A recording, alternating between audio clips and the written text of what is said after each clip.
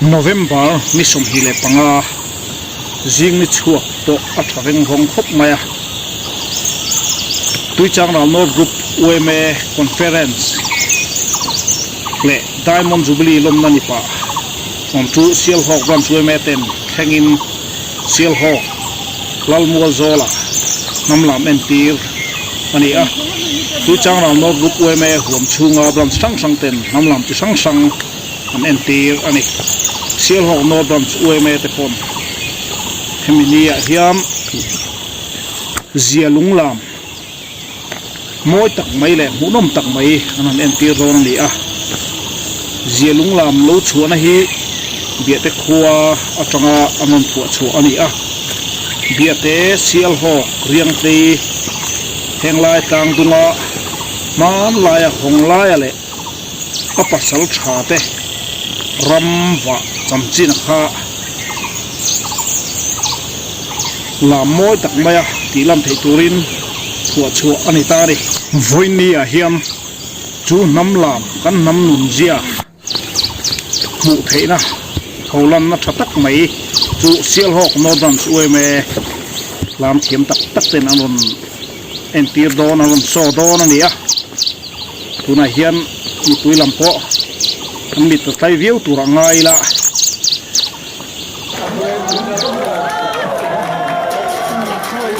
mau mangin cher kan kan tiang chi de khan helam hi entir ani don ani sarkar lam hian namlam a hin nam lapom chialo po ni mai theya mar chu helai tlang tunga hi chon kan tina sa le ani honglai le apasal thate ram chuak chamchin ani a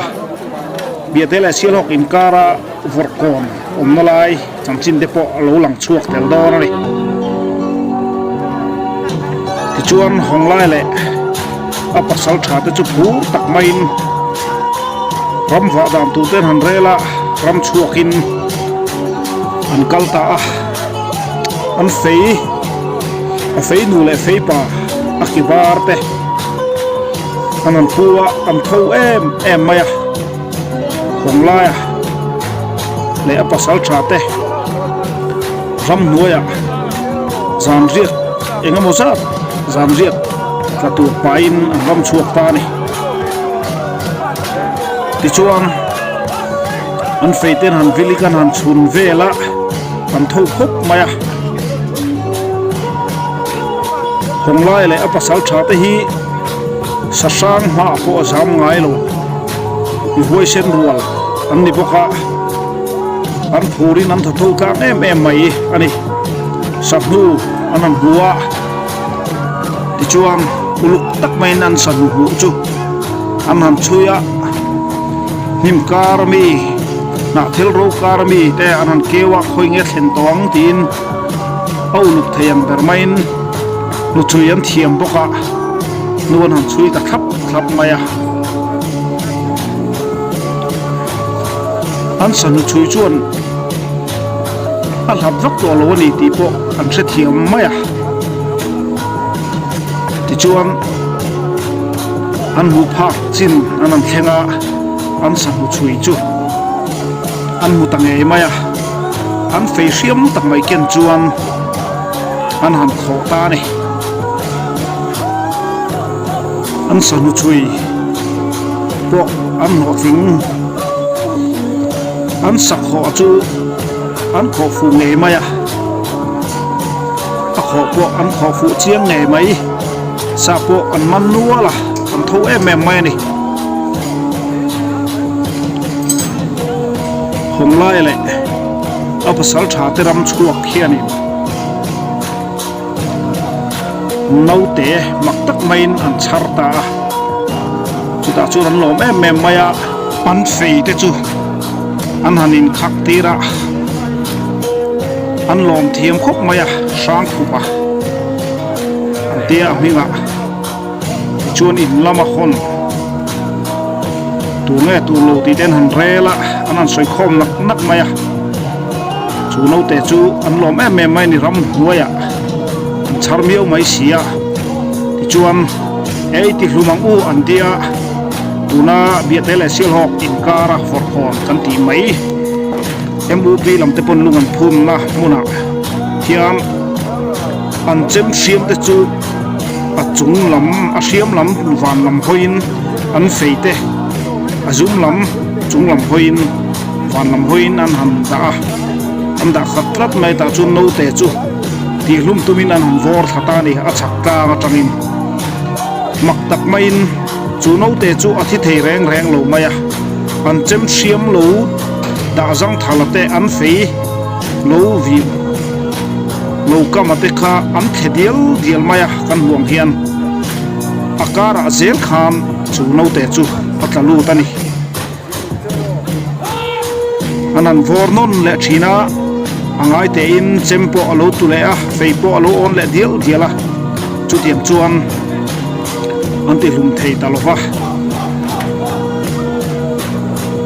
an sa chui an man hem boka an loma an hima an lam kual le a an feite chung lama an vain a biling a balangin patling kan ni lowe ti lampo soilovin an thiam ang khana han lam kulan hanin vorbir vel ani silhok North Branch ueme member lam thiam tak ten an so kan hu me ka hi zialung la an tia chu a chanchin kan han soilam tel thei te alom ta ani tuna hiam vorkon kan ti mun sial hok le biate in kara biate MUP lamten lungan puna to du le budu lam hulem lo kan omani pon jin kong kam mai ani a kalai muna hian hu hein chin chinan lum phun na oma fe tak main alem nen jiak ani a in to ve du ani chuan helai tlang dung in jin huna hian in ding chotanga tha te po in lak pui theyang sialok North Branch te lam thiam le ani ti chuan honglai le apasal tha te ram chuak po chu to ting tak main an ho ta a nukui fanau te tur sa an hon tamboka an ho tho em mai ni in lampanin an in zui hong ka dia ani ren channa kan han level le lok pang le basic of YouTube channel la subscribe lo song te khan thai takin milo subscribe sa ve zelula like comment le share kamino war sa de tun kan ani ngena kan video te min ngai lut sak thina wangin khir tu song te le subscribe te chu lom thu kan sei mot ani hello friends rồi mẹ te làm chiêm hở mấy anh luôn ạ anh chụp lo thu anh sơ đi